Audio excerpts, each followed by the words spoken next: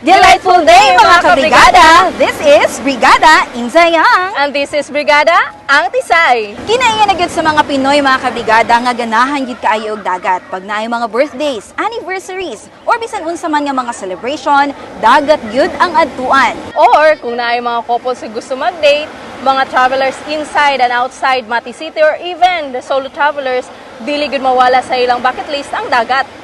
Bisan init ang adlaw mga kabrigada, basta naay balod og balas, game gyud ta kaayo Brigada Antisay. Pero mangutan ako, nganong ganahan man ka og dagat Antisay? Syempre Inzayang no, gikan sa ato ang stressful kaayo nga trabaho, gusto ta og unwind gikan sa dagat. Ako pud Antisay, ganahan ko moadto og dagat tungod kay makarelax ko, and syempre nindot gyud pod sa ato ang lawas ang epekto sa tubig dagat. O kung dagat ang hisgutan, dili jud magpalahi ang Mati City. Tungod kay aniya mi karon sa Dahikan! Kung asa mga kabrigada, daghan kayo nga mga baybayon ang pwede natong ma-enjoy. Tara, atong explore ang Dahican Beach sa Mati City alang sa Delightful Philippines! Kung ikapoy ka sa trabaho o gusto nimo molaya sa stress, usahay ang kinahanglan lang nato, mo relax sa usa ka lugar sama sa dagat. Mga kabrigada, i-ready na ang pangmalakasang beach outfit ug atong suruyon ang baybayon sa Dahican, Mati City, Davao Oriental. Kung ikaw gikan sa Tagum o Davao City, ana lamang sa 170 to 315 pesos ang pitihan sa bus. Pag-abot sa terminal, sakay og pedicab o bao-bao nga naa sa 25 hangtod 31 pesos matag usa ang plete ug ana alamang kini sa 10 hangtod 15 minutes biyaheon. Ang bala sa Dahican pino, puti ug relaxing sa tiil. Bisag maglakaw ka dinhi nga walay tsinelas, paits ra kaayo. Sa unang tunog nimo sa balas, daw mawala kadali ang imong problema. Labi na kung ang giproblema nimo kay nagparamdam na si Mas Judith. Dinhi, pwede kang maglakaw-lakaw sa shoreline nga mura kag bida sa pelikula. Pwede rasab kang magpahangin samtang nagtan-aw lang sa dagat ug i-feel ang tingog sa hapak sa balod. Dili ka maboard dinhi tungod kay pwede ka mag-surf, mag-skimboard ug aduna sab pawikan ug dugong watching nga adunay katubang nga bayad. So ang rate yun no, di siya mababa, di po siya mataas, sa gitna lang talaga siya. So ang rate naman sa surfing lesson is 500. 1 hour na siya, and sa skim is 300 1 hour, sa guide food sa pawikan dugong watching 500 1 hour, sa per head na siya, sa maura na siya presyo sa guide ug sa dugong sa pawikan.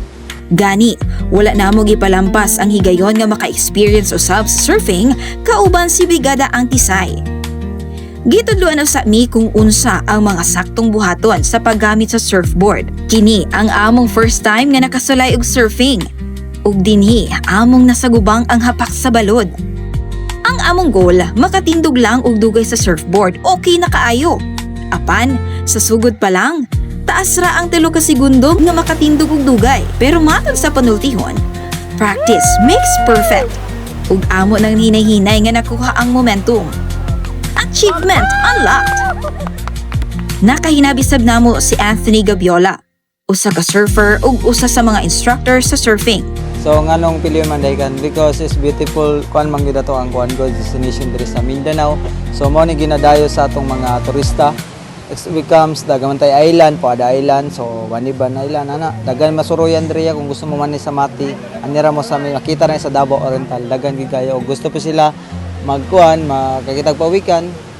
Message lang nila ang amihan sa Dahican balod sa paglaom.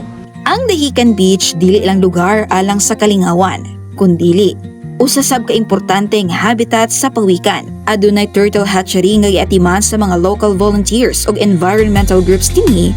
Lakip na ang amihan sa Dahican balod sa Paglaom Incorporated nga gipanguluhan ni Pedro Plaza. Kini aron mapanalipdan ang mga itlog sa pawikan. Dinhi giampingan ang mga itlog hangtod mapusa ug mahimong mga hatchlings. Kung panahon na, buhian kini padulong sa dagat.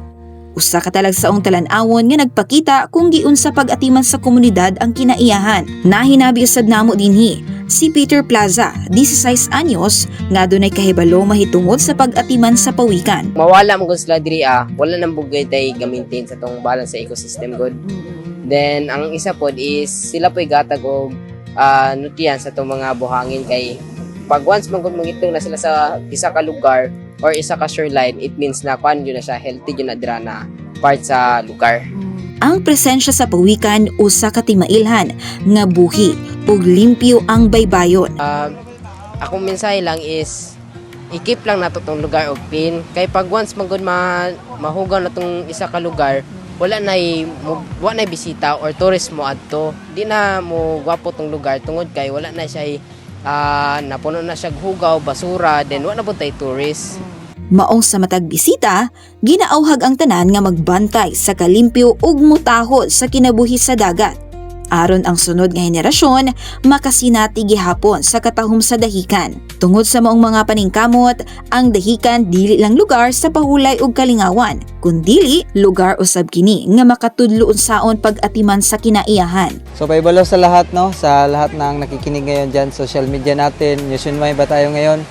So sana po, kung pumunta po kayo, bibisit po kayo dito sa Davao Rental, dito sa Mati natin, kung gusto niyo mag-surf, tapos yung mga madala kayo ng mga plastic or mga pagkain nyo, please lang po, ilabas po natin, wag po natin magkalat dito kasi minsan nakakasira din sa ating kapaligiran at yun po yung maunay kalaban sa atong mga pawikan po kuan gyud na siya implement gyud na namo always kay minsan makita po nato diya sa dalan sa entrance ato dire sa may kilid bagura ko naglimpyo diya pag kaugma na nasa basura, so mismo dapat disiplina gyud sa sarili. Mo na ko nangita kag lugar nga makapawala sa stress, makahatag kanimo og usog ug makapahinumdum nimo unsa kanindot mabuhi. Ang Dahican Beach andam kanunay mo dawat kanimo. Usa kini kakasinatian nga dili lang angay hinumduman, kundili angay sab kining balik-balikan. Kulang ang imong laag sa Mati City kung dili ka makabisita sa beaches dinhi. Maong bisitahan na ang Mati City, Davao Oriental sa Delightful Philippines. In the delightful